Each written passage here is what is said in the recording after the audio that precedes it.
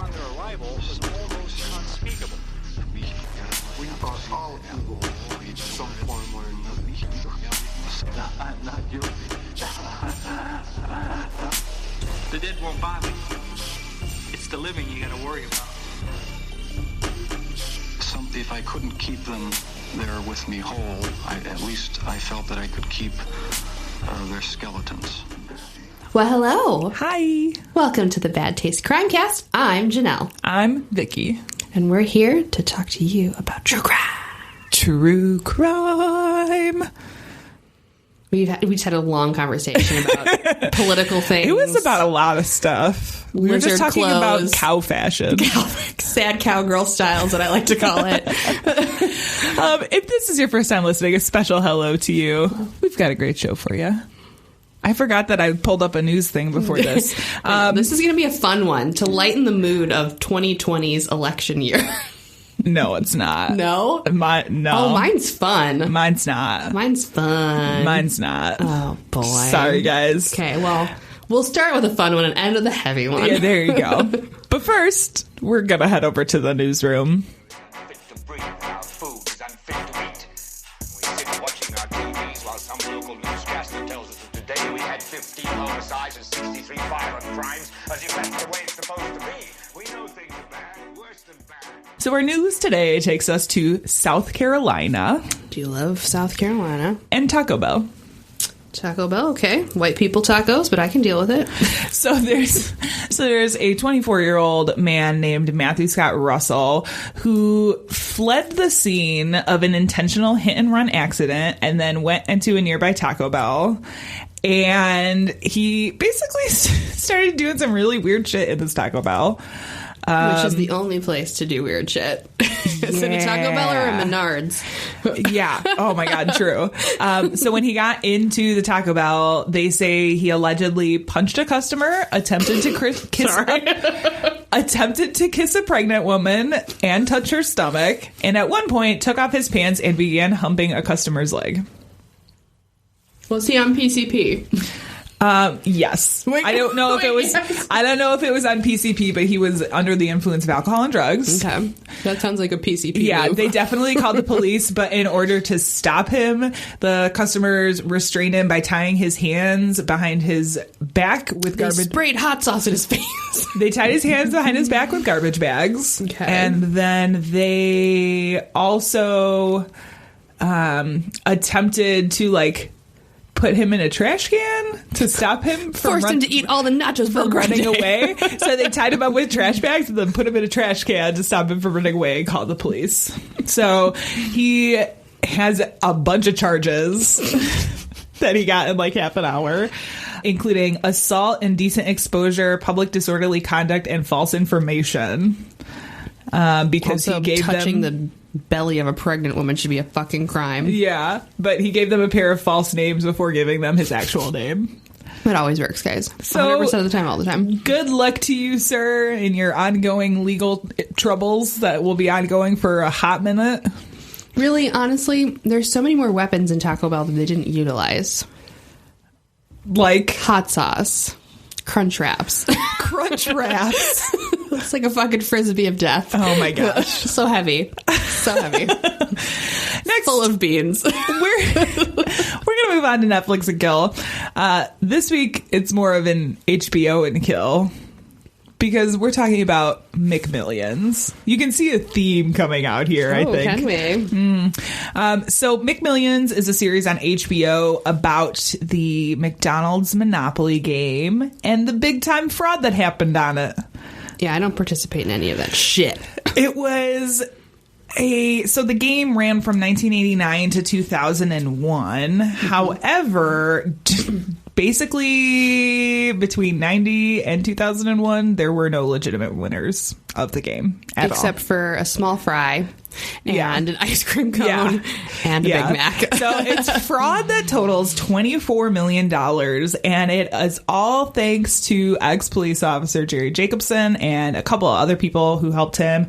There's a strange mob connection where he was like, he worked for the security staff for the the marketing company that ran the game for McDonald's. Okay. And so he was able to somehow get the game pieces, the winning game pieces, sell them to this mobster guy, also named Jerry.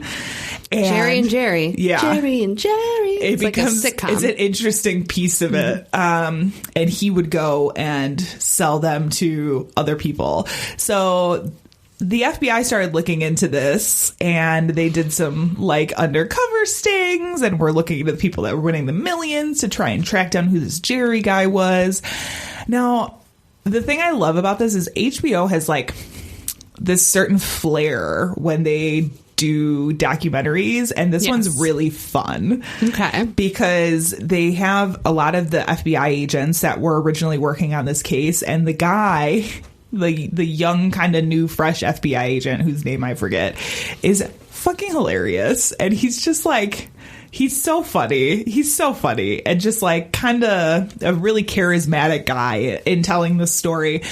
But it's crazy, the breadth of like fraud that was happening with just these game pieces. I'm not surprised. And it's the things like the cars and the $1 million prizes that were being sold, and people were winning that weren't winning it legitimately. Mm-hmm. So it's a great documentary. It's only 6 episodes, so it's only 6 hours long. It's nice and tight. But definitely check it out. It's on HBO. I highly recommend it if you want something a little lighter, because so much of this stuff can get really... I feel like I've been watching a lot of really heavy stuff recently. It's not Netflix and kill. It's Netflix and cry. Yeah, for real. So this is a nice little refresher to kind of get out of if you still want something true crime that isn't like gonna bring you down for 6 days after watching it, then check out McMillions on HBO. Yeah, you know, us empaths over here. Yeah. Just feel it all. Oh, yeah. So, Janelle. Yeah. Do you want to tell us what we're talking about today? Do I? Do you? I sure do. Oh, okay. As you bite into an appropriate piece of food for this discussion. I just wanted a little chocolate. Exactly. Well, you're not going to want chocolate after I tell you my story. That's really unfortunate. It is, isn't it? So I decided to revisit food crimes because I've had food on my mind a lot lately. Is there any particular reason for that? I'm back in grad school because, you know me, I like to overachieve and have 8 degrees and always busy and never have time to sleep. Humble brag. Humble brag. I'm going to be overeducated. So the work that I'm doing right now is about like food nostalgia and weird food ways and like it's actually amazing. Food. I kind of love it. It's pretty ridiculous. I've been getting into paper making and trying to like combine paper making and painting together. And so I've just had food on my brain nonstop. Just like thinking about old food, new food, all the food. So I'm like, we should revisit food crimes because obviously they're the best crimes. I mean, it's one of our favorites for sure. Yes. For sure. So, and who doesn't like food? I mean, if you don't like food, you should probably turn this off and just fuck off forever because I don't want to talk to you. No. Fair. Agree. Harsh. A hot take, but I agree. Hot takes. Oh, I forgot to tell you. I have a soapbox now that I'm going to start bringing. So every time do you really? I do. Oh it's my a God. small soapbox. Every time I have a soapbox moment, I'm going to bring out my soapbox so that you know. Okay. This is Janelle. So that I'm prepared for it. Okay. So, just for the future. I decided to do food crimes, and I had this on my list of crimes that I was looking at for a while because it's such a ridiculous fucking case, and I just love it so much. Okay. Vicky, are you familiar with chocolate creams? No. Okay, so what you just ate was basically a chocolate cream. We have Merci chocolates on our desk. Okay.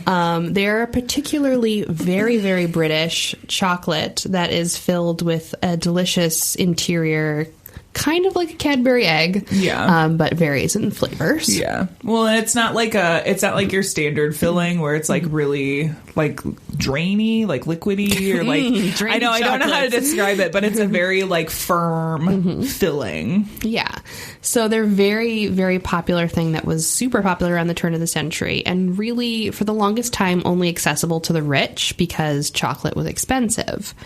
But during the Victorian age in Britain, there was kind of a scare that almost put chocolate cream producers out of business. Damn. And set off years of people fearing to eat something that was made by somebody else. I mean, part of me is kind of like, but do the rich deserve it? They're the only... I think in the last episode we were like, eat the rich! The rich deserve it, but the people who were dying were not rich people, unfortunately. Fair. Okay. Because this is when chocolate started it. becoming accessible by everybody. Gotcha. But this is the case of the chocolate cream killer, Christiana Edmonds. Ooh. Dun, dun, dun. This is going to be very Agatha Christie. Okay. Prepare yourself. Christiana Edmonds was born in 1828 in Margate in Kent, which is a fairly nice place. She had a very privileged upbringing.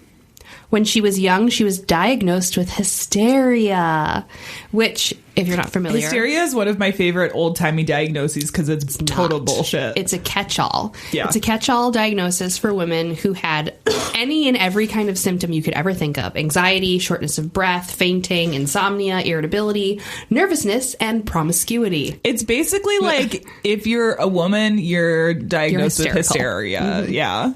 Yeah. My favorite is if someone is promiscuous. Like if a woman enjoys having sex, she's hysterical. Yeah, but not a man. No. Well, color me fucking hysterical, okay? Well, color me hysterical. Color me hysterical. Oh my gosh. She, unfortunately, was more than hysterical. She actually did have legitimate mental issues. She was described by people as being this very, very beautiful and talkative, approachable woman, very down to earth. In 1860, she was in her 40s and still living with her mother, unmarried, didn't have any suitors. They decided to move to Brighton together, so she would kind of be her mother's keeper, so to speak. During this time, Christiana allegedly became involved with a doctor by the name of Charles Beard. Ooh, a doctor. A doctor. Ooh. Indeed. I say allegedly because she was declared mentally unstable and her version of the relationship may have been a little bit more exaggerated than what actually happened. According to Christiana, the relationship was sexual in nature and lasted about a year before Beard wanted to end it. She continued to try to persuade him otherwise and would write him letters a great deal of the time, like very much Victorian professing your love, like, oh, my love, I want to hold your hand, kind of a thing. Oh, I want you to peep at my ankles. Yes. I want to take a gallivant around the library with you, so on and so forth. Oh, my gosh. Now, later that year in September, Edmonds decided to kind of take matters into her own hands. He was rejecting her continually. But to be perfectly honest, there's a lot of controversy, according to some of the court documents that you can kind of read, of whether or not their relationship was really as much as they say it is. And I'll go into it a little bit later, but just keep that in mind as I'm talking about the rest of this case. Now, Edmonds went around to a few local chocolate shops and bought up some egg creams. She then made a house visit to Dr. Beard's wife, Mrs. Beard, and brought her a gift of a box of chocolate egg creams, which is kind of like a really wonderful hostess gift that you could get at the time. Yeah. Mrs. Beard ate the shit out of them because who is not going to fucking deny a box of chocolate, fancy fucking expensive egg creams? And she immediately became ill upon doing so. Oh, no. Dr. Beard accused Christiana of poisoning his wife, but she denied this. Mrs. Beard recovered, and the Beards did nothing against Edmonds besides banishing her from their home. So she was like, don't ever fucking come over here again. Don't bring your shitty-ass egg creams. Damn.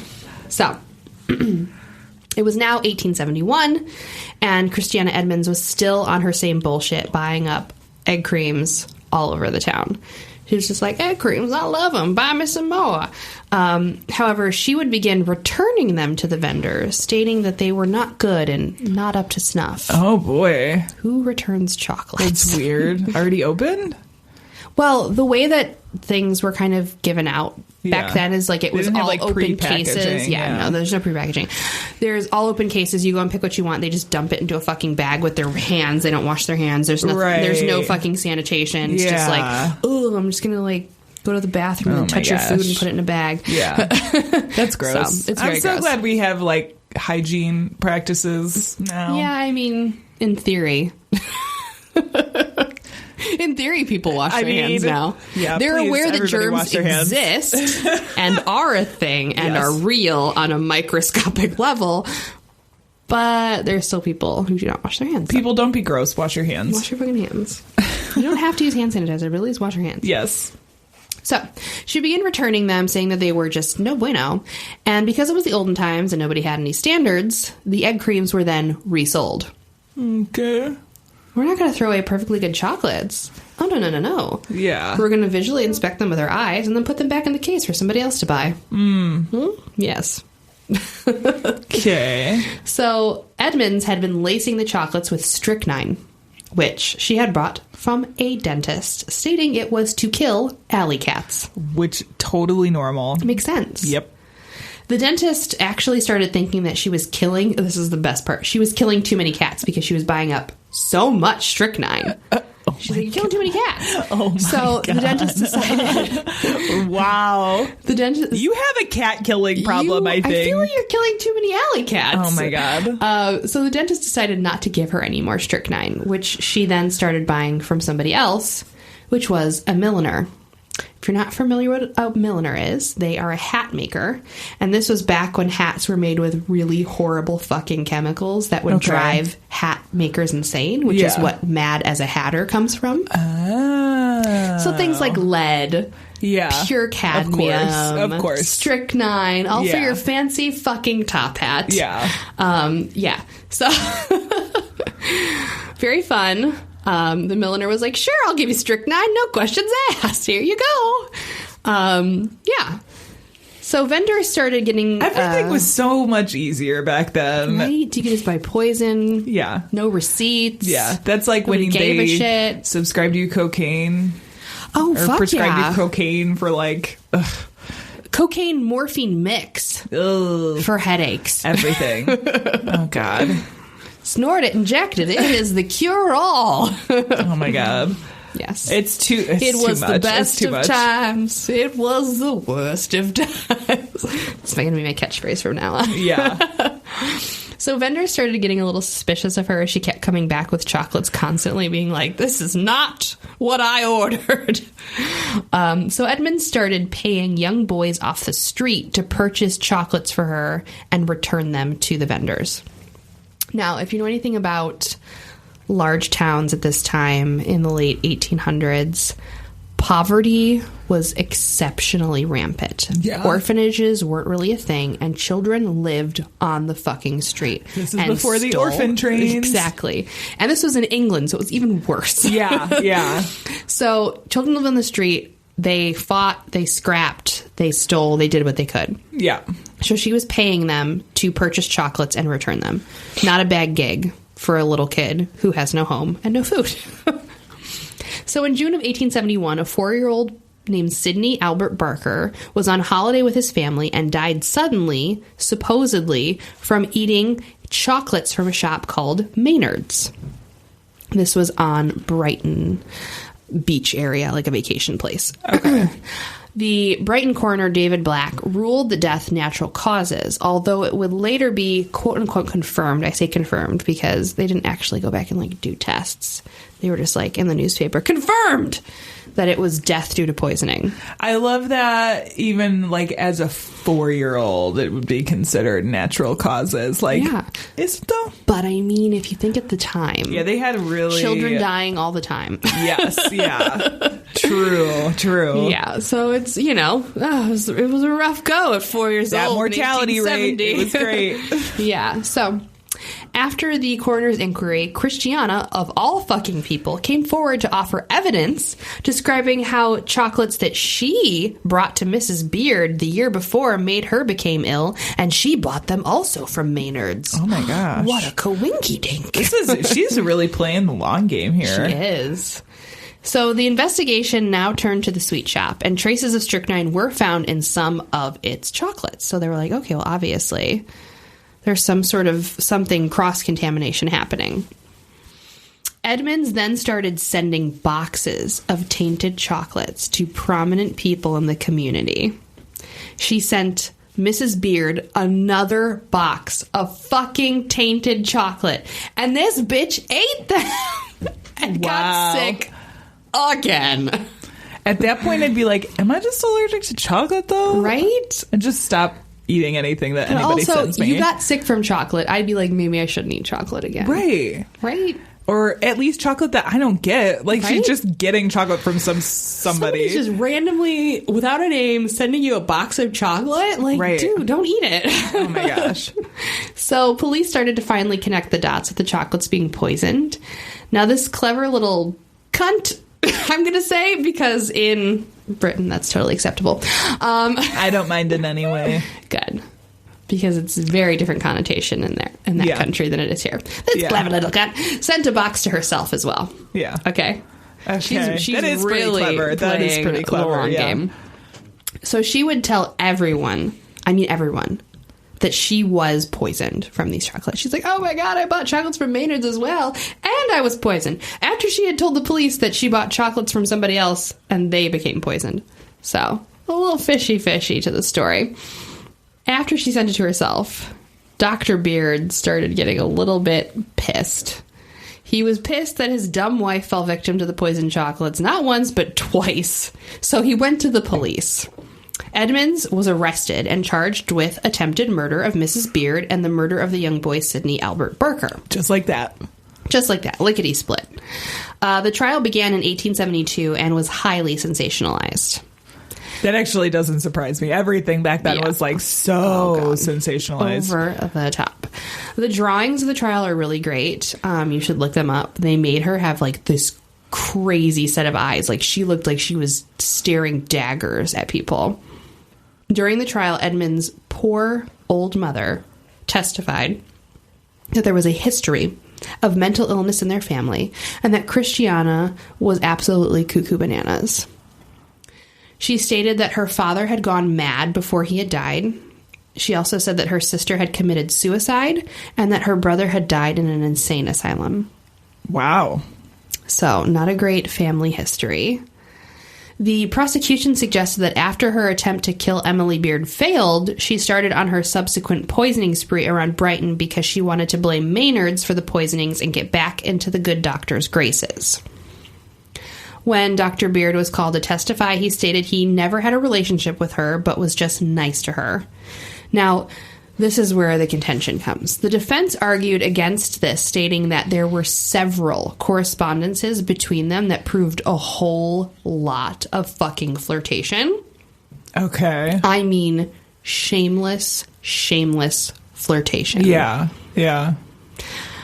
I'm a shameless flirt, so by these standards, I too would then have relationships with every person I've ever talked to or met. True. Yeah, that's a good point. It's hard to say whether or not they really had more of a relationship that was led on by Beard. I wouldn't be surprised. It definitely sounded like there was some trepid handing, like holding hands. Hand holding. We'll get there. There was trepid hand holding. I wasn't able to obtain just fingertip on fingertips. Yeah. Walks around the I wish you could parlor. visually see what I'm doing. It was a Yes. very dainty little handhold. So, according to newspapers, the letters that they sent to each other were like juicy, flirtatious Victorian letters. I couldn't get a hold of any or any, even a description of it in the newspaper. But according to the accounts, it did sound like they were seeing each other, at least like going and seeing each other. And there was a lot of like, my love in letters. Oh my you know what God. I mean? So, I wouldn't be surprised if they did have a, by Victorian standards, sexual relationship. A very lurid relationship. Yes. Small pecks upon the cheek. Oh my gosh. Scandalous. Flashing of ankles and décolletage.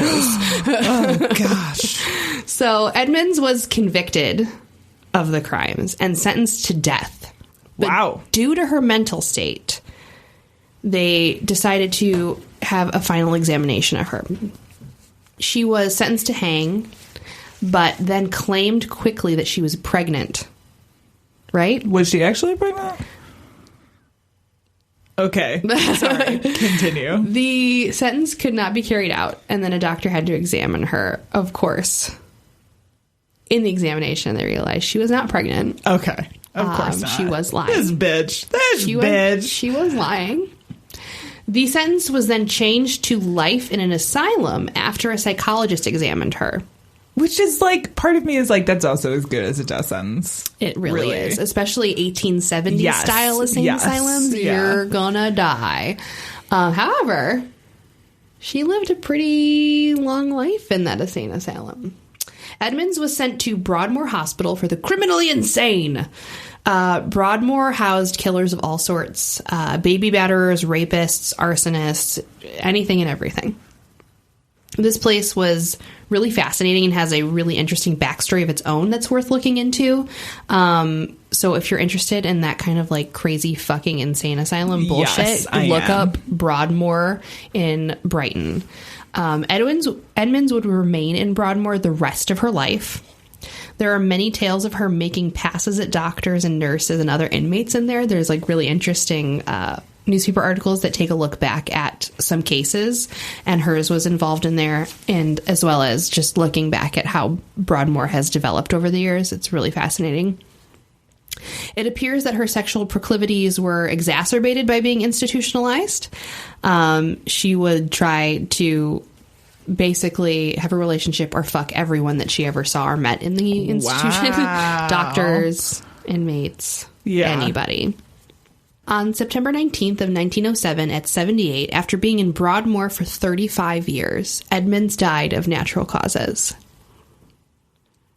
That's impressive. It's pretty impressive that impressive. She survived that long in that fucking institution. Right. Now, I want to kind of go back and talk about some weird issues with the case that kind of came up as I was reading about it. And the first one is the fact that Dr. Beer did not come forward about his wife's poisoning until over a year later. Okay. So that's a little suspicious to me. If you did not have sexual relations with that woman, why in fact would you wait a year? So did he just not tell anybody that she was dead for a year? Oh, she wasn't dead. She was that's right. That's right. Mm-hmm. Yeah. So he didn't tell anybody that his wife was poisoned by the chocolates that Edmonds had given her. They kept it between themselves. A little weird, right? Yeah. Isn't that weird? So to me, that says that maybe there was more of a relationship that he let on, and he wanted to keep it quiet because it's the Victorian times. And right, yeah. Scandal. There was also speculation that the boy who died, Sidney, did not die of poisoning, but instead died because it was the Victorian era and children just didn't fucking survive. Right, yeah.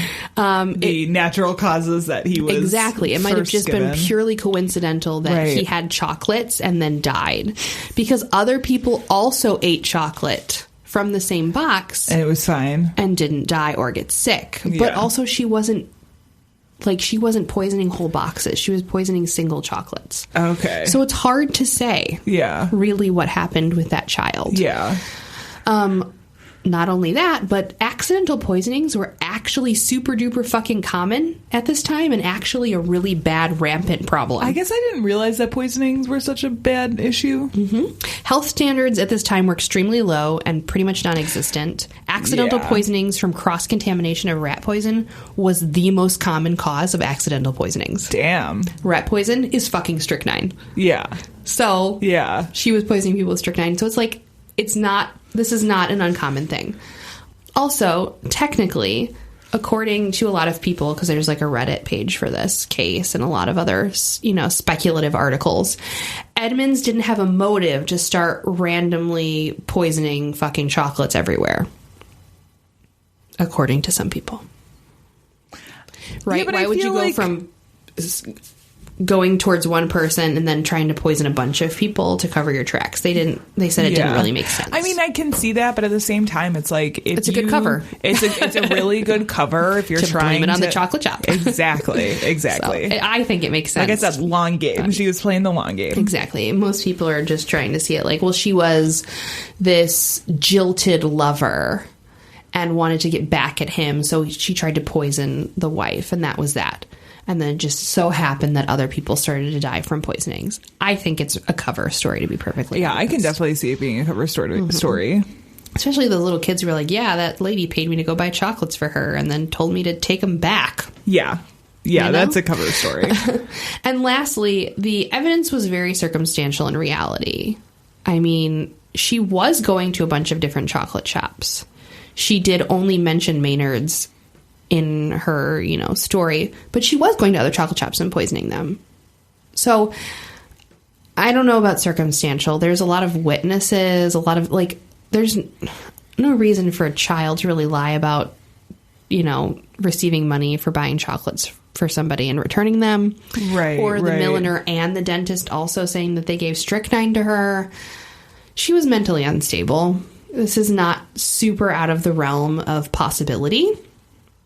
I mean, if she was truly insane, as was stated by the psychologists and the hospital, a poisoning spree is not out of question.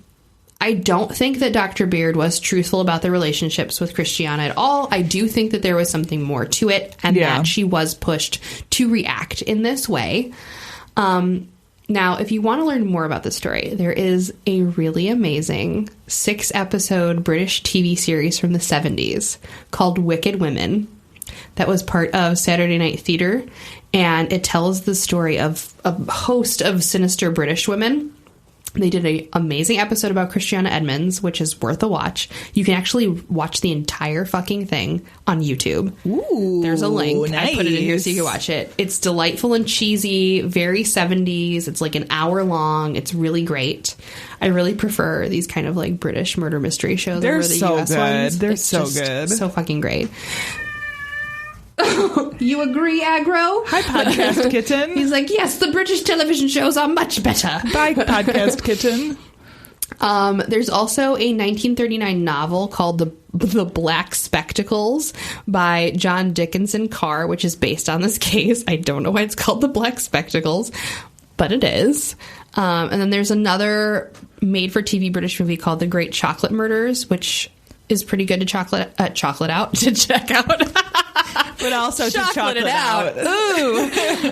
I am so punny. And then there was a play actually produced in London not too long ago about this case. So there's a lot of really fun, reactive stories to the chocolate cream murders, but it's definitely worth checking out that Wicked Women series. Yeah. And the newspaper article that I posted in here is really, really fun, and you should definitely read it because it talks about Broadmoor in great length, and that place was fucking nuts. It was like the most insane mental hospital story I have ever heard. Oh my gosh. So that is the case of Christiana Edmonds. So fun. The chocolate cream killer. Sorry, just had to go on a high note, you know?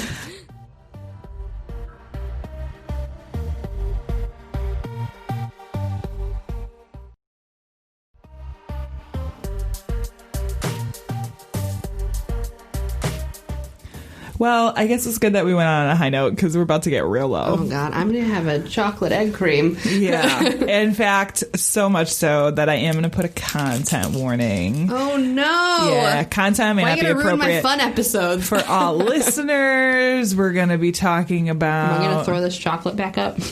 Maybe. Ew, Vicky! No, I don't think so. We're going to be talking about murder, and it is food related, although it kind of starts with food and then ends with murder. Someone gets stabbed with a pizza. That would be amazing, and also really sad because you'd have to like have a burnt fucking pizza. You have to have like the fucking frozen Jack's pizza. Yeah, there you go. Always too crispy. No, we're going to be talking about the Witt family. Okay. And the bulk of this research comes from Hilma Marie Witt versus State of Indiana on appeal. So it's from a lot We're back in Indiana, huh? Back in Indiana. I don't know what it is about Indiana right now, but So the Witt family, consisting of Hilma Marie, her husband Paul Witt, and their two sons, Eric and John, it wasn't like the most ideal situation that they were in.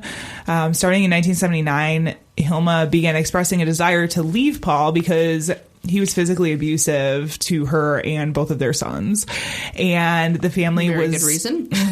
And they were in this kind of like increasingly worse financial situation. What year did you say it was again? 1979. Okay, so yeah. It's still not an appropriate time for you to get divorced. Still kind of a little questionable. Kind of, yeah. It was getting easier, but at the same time, even like abuse wasn't being talked about. Abuse wasn't talked about until what? No. 99. If that, yeah. If that, yeah. So their financial situation was just getting worse and worse and worse. And so she was really looking for a way out. And at some point during the summer of 1981, Hilma had pretty much decided that Paul had to be killed. Oh, because 0 to 10. Yeah, because she thought that the property settlement that she would get from the divorce wasn't going to be substantial enough to be able to support her and her sons. Right. So instead, murder was... Insurance what is she much opted better. For. Yeah. So the appeal itself mentions a time when the Witts had taken out a loan in order to purchase some furniture, but Hilma instead had decided to use it for something else. Like she just like took luxury card, the loan money, and used it on other purchases. And of course, Paul was like getting angry and continuously asking about, when is this furniture that you bought gonna show up, which obviously it wasn't going to, because she hadn't bought it. And so it sounds to me like, faced with this threat of Paul finding out that she hadn't actually bought the furniture, she decided that was kind of her time to put this plan into place. And so she started lacing Paul's food with rat poison and Valium. Ooh, which it's a hell of a trip. It sounds like, and that's a weird combination of things. Like, I don't think that's something you would normally see in poisonings, but she was under the impression that Paul was allergic to Valium. I mean, it'll get the fucking job done. Well, it didn't. Valium and rat poison? It didn't? It did not. Oh, man. It just turned her hungry man to a sleepy man. Oh. Yeah. So while she was poisoning him, and like, Hilma wanted to have this kind of insurance policy to make sure that he would be taken care of. And so she asked her son Eric if he would be willing to kill his own father. That's not at all fucked up. No, that's a lot. It's a heavy load to carry for a child. Yeah. And at the time, he was 15. Okay. So angsty teenager. Okay, yes. That might be acceptable. Yes. So she suggested to him that he either shoot or bludgeon him with a hammer. And the theory was that he wouldn't get as much time as a minor for the murder as she would as an adult. Unless they try him as an adult. Right. Which is not out of the realm of possibility. Yeah. Well, he said no. Good job. But Hilma did continue to poison Paul's food. Like this time, she was like, well, fine. Yeah. She's like, well, I'm just trying to make sure it's going to happen. So she's poisoning the food, but it was not killing him. Like, if only she knew that like eye solution was... I know! Super toxic! Was the real poison to use. So he is continuously eating all of this poison and just like not dying. You can't pass up a good home cooked meal full of strychnine. Strychnine and Valium. And so on December 1st, 1980, she had enough and demanded that Eric... He died! I demand you die, sir. But yes, also that. She was demanding that Eric kill him, essentially. She was telling him that he had to do this. He said no. Why always gotta drag your kids into your bullshit? You know what I mean? I know. So at that point, Hilma threatened to kill herself if Eric didn't shoot his father, and that she was gonna leave the house. She's like, I'm gonna go, and then I'm not gonna come back until it's done. Now, she left, and later she called the house and was like, is it done? Did you do the deed? And Eric was just like, I can't. I just can't do it. And finally... Appropriate response. Right. Well, again, Hilma threatened not to come home until Paul was dead. And at this point, Eric used a pistol to shoot Paul in the head while he was sleeping on the sofa. Oh, God. The police were called, and the Indiana State Police showed up to take everyone's statement. And at this time, Eric told police that he had tripped over a rug while he was carrying a gun and accidentally shot his father. Okay. This was considered an accidental death, and the case was closed. Like, kind of. Okay. Very. Well. And that's the end of our episode. And that's it. No, of course not. Following Paul's death, Hilma and her two sons, Eric and John, moved in with her elderly mother-in-law, Elaine Witt, in 1982. So this is Paul's mom. It seemed like her greedy ways were not entirely over yet, though, because while living there, Hilma would often forge Elaine's signatures on her Social Security checks and take them in and cash them, keeping the money for herself. Of course. Which is like, great. Also fraud. It's like murder and fraud happening here. Yeah. It wasn't long before Hilma had decided that Elaine needed to go too. Oh my God. And this is a wild web we're weaving. Right. And again, she pulled her sons into the fray to like try to discuss various ways that they could do it and take care of it, including poisoning, strangling, pushing Elaine out of a window, and shooting her. Not all of them at once, but as various overkill. As various options, as like how to take care of the quote unquote problem. Oh my God! Again, Hilma opts for poisoning first, and starts. It's the woman's weapon of choice, apparently. It is, and she starts poisoning Elaine's food, but it literally had no effect on her. And so I'm wondering if like the Witt side of the family just has this immunity to food poisoning, Probably. or like was she using the same cocktail? I believe so. Oh God! Maybe not the Valium, definitely the rat poison. Yeah, you know. It's like that also was the generation that grew up with a lot of lead paint and shit in their water, so they maybe just have a natural aversion to strychnine. Exactly. So on January 8th, 1984, Hilma woke her youngest son, John, who at that point in time was also 15. Like, this was 3 years after the death of her husband, and demanded that her son, John, kill Elaine Witt.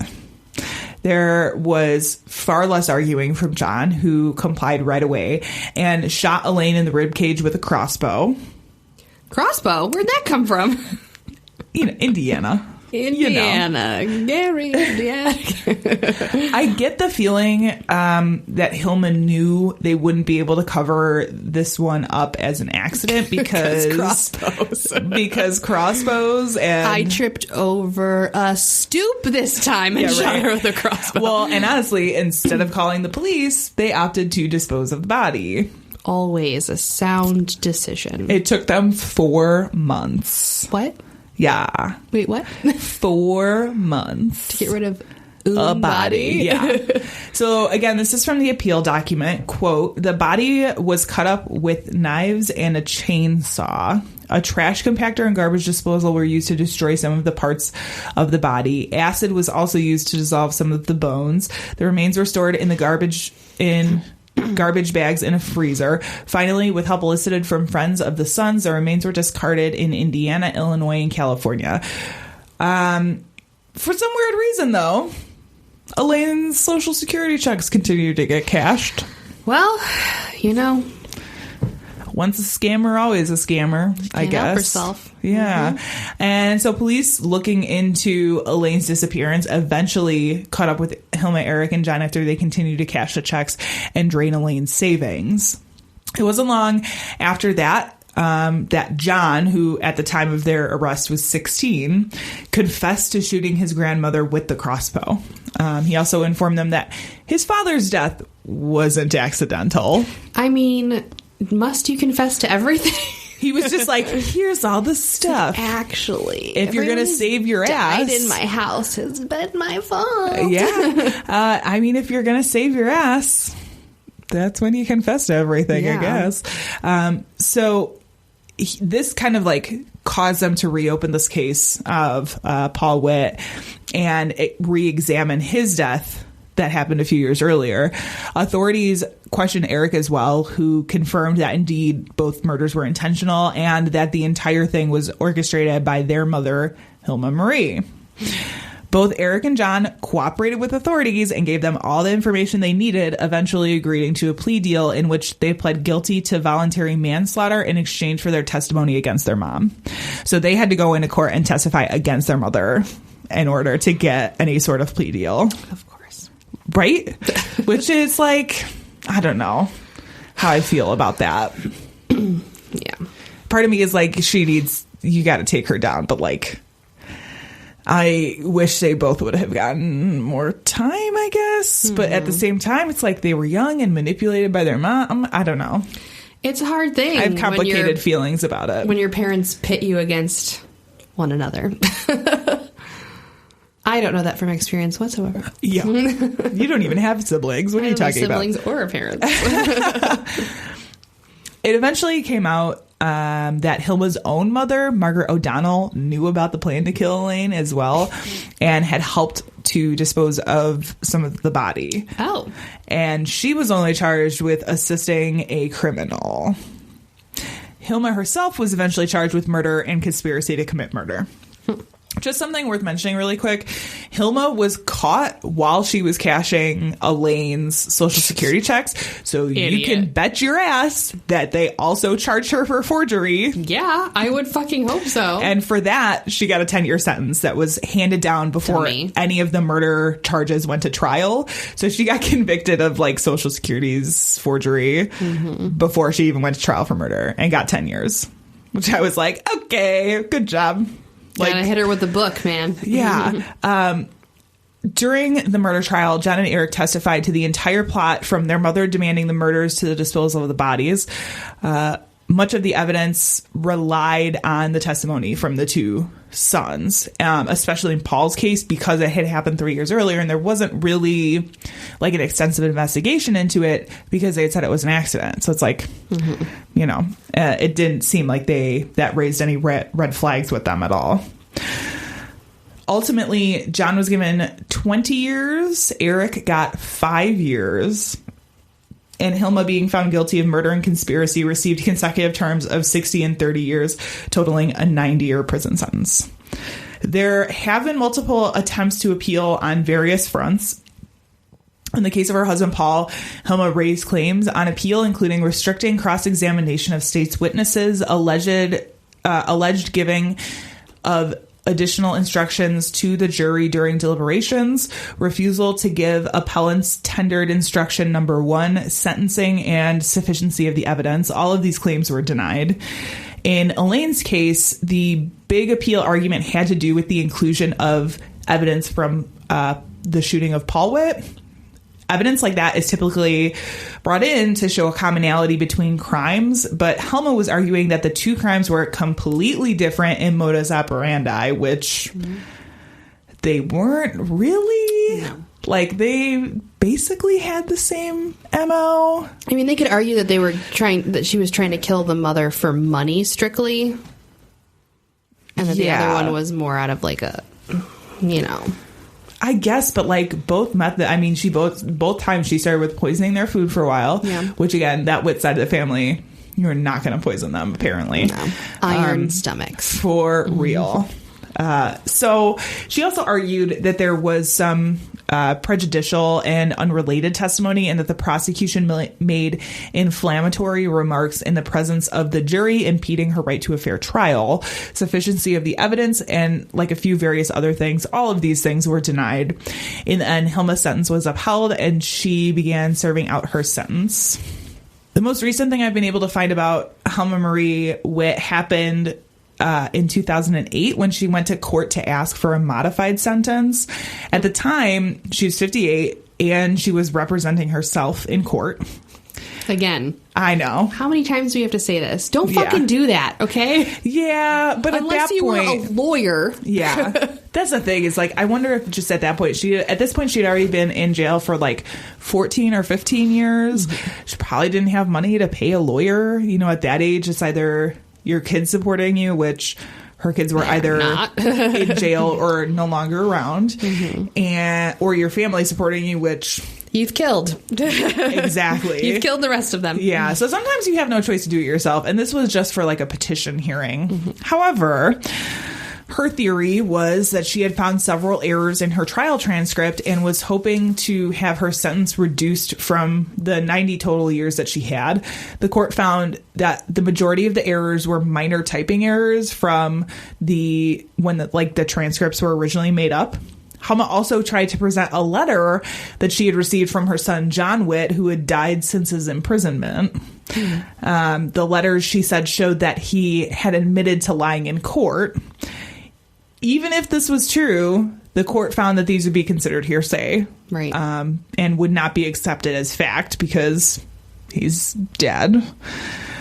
Without being able to bring forward any new evidence, Hilma Marie Witt's petition was denied, and she's taken back to the Indiana Women's Prison in Indianapolis, where her expected release date is 2029.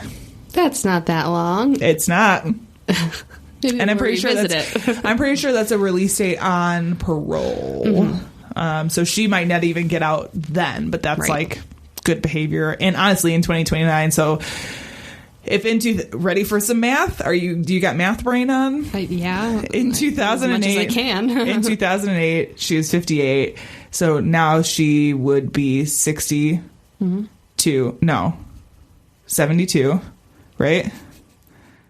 I'll let you do this. I'll let you do it all on your own. 72. 70. I think. 10 years. 2008, she was how old? 58. So 10 years. So 2018 should be 68. Plus 2 is 70. There you go. Okay. So she would be. Fuck you, Janelle. Just this trying is painful. to bring it to a larger context. So Whatever. You can visualize the math. I am visualizing the math, but you're giving me no confirmation that the words that I'm saying are right. I'm trying to work it out. You need to be like, yes, that's right, that's right. You're just, it's like stone face. I need some confirmation that I'm saying right things. Oh my God. I'm just an artist. Numbers are hard. So she'd be 79 when she gets out. I don't see any reason they wouldn't let her out of prison because at that age, you're not as dangerous to society. Yeah. I mean, I've seen some or heard of. I've seen some shit. I've seen some old bitches. I've heard of people older than that doing the murder thing. So, getting on that whole murder bandwagon. Yes. Anyway, if you are full on true crime, then purge it with Ew, just listen to this podcast. Yeah. I'm Raygun. And I'm Sarah. And we're the Oddballs. Every week we talk about something odd, spooky, or otherwise weird. Aliens? Yep. Stalker fans? Yep. Cannibalistic tribes? Oh yeah. Listen to the Oddballs podcast on iTunes, Stitcher, and Podbean. New episodes every Friday. Stay weird. All right, Janelle. Yes. That's been our show. It has. Did you know that? I did. That's been our show. We have an event. Is this going to be before or after? Hold on. I know. I got to look too. So the next one comes out of the 22nd. This comes out the day 5th. after. Okay. Yeah. So no, we have one announcement. Okay. Well, we have one event left. So far. We may have someone later in the year. We're not sure yet. We'll see what happens.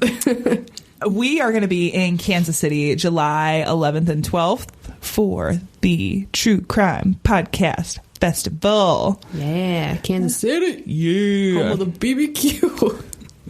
And the Super Bowl winning Chiefs. BBQ, baseball, the Super Bowl winners. I don't know, just all the things that I've ever seen and or done in Kansas City. So we're going to be there. There's going to be a ton of other podcasts there. They're going to be doing some panel discussions, some live show recordings. We will be there. We might fangirl again. Oh my God, I did. I normally don't the second time, but I did the first one. Yeah. It was really cool. It was great. It was a good time. Everybody's so nice. So nice and welcoming. Yes. So come out to Kansas City, hang out with us July 11th and 12th. You can find more information about this and how to purchase tickets at tcpf2020.com. What else we got? Patreon. Come on over to Patreon. And I know it's like my movie show tune. One of these times we're going to have to do like a live stream of us recording. Oh my God. I don't know. And then people can watch us. Can you hear my do the recording thing? dumb face? Oh God. Sure. I'd make a lot of faces and I giggle and I hit things. I do a lot of dancing. Yeah. And like weird facial expressions. We're very fervent in our recording. Maybe. Yes. We'll see what happens. Yes. We'll see how I feel. But come to Patreon. Yes. Check it out. badtastecrimecast.com/donate. Yes. We'll get you there. There's lots and lots of extra additional content that you cannot hear unless you are a Patreon subscriber. We've got cocktails and conspiracies, a whole backlog of interesting, fascinating holiday, Halloween episodes. There's a ton of stuff. If you're a Patreon subscriber, you hear about all of our live events first. You get access to everything first. Yeah. So if you love BTC, I love it. You want to be part of this fam? Yeah. Hop on over to Patreon. Okay. Subscribe. $1 will get you in the door. Yes. $1 a month. Dollar. Dollar holla. Holla for a dollar. While you're there, you can get some merch. badtastecrimecast.com/merch. We got stuff. We got hoodies. We got t-shirts. We got bags. We got pouches, tank tops. Do it with stuff, merch it up, logos and things. Mm-hmm. I'm sure we should probably do some new stuff. Maybe. Yeah, we have. We'll how get many? there. We got like four or five logos on there. I don't remember. Anyway, I think that's it for today. That's it for right now. Our sound and editing is by Tiff Fullman. Our music is by Jason Zakshevsky, the Enigma. This has been the Bad Taste Crimecast. We will see you in 2 weeks. Goodbye. So long. 10 young women and left their bodies on the hillsides along the highway.